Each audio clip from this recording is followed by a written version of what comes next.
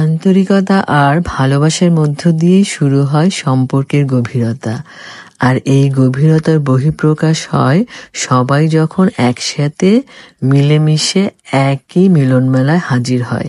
আর সেই রকমই একটা মিলনমেলা হয়েছিল দোলন ভাই আর ভাবির বাসায়। আর এই আয়োজনের সাউন্ডটাও কিন্তু আমি এডিট করিনি, অরিজিনাল সাউন্ডটাই রেখে দিয়েছি আমার এই স্মৃতি ধরে রাখার জন্য।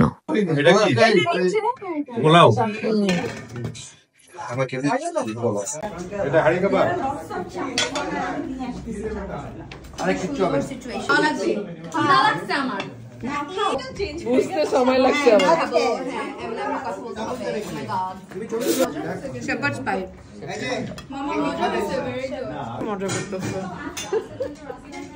আটটা বাজে, perfect time to have dinner. 9টা বাজে, সরি 9টা।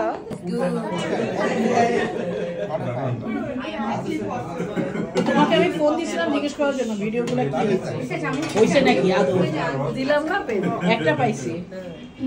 একটু গুছানোটা কম হয়েছে। আমি যেটা খাবো সেটা আমি হাত দিয়ে ধরে নিলে কি সমস্যা হবে? কোনো অসুবিধা নাই, এটা অর্ডার আছে আছে।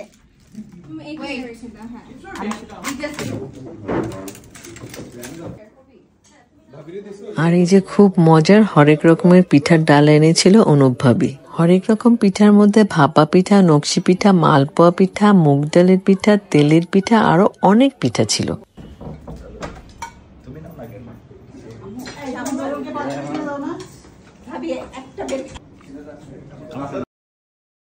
আর মায়াস চলে যাচ্ছে 4 ইয়ার্সের জন্য অস্ট্রেলিয়া গ্রাজুয়েশন করার জন্য।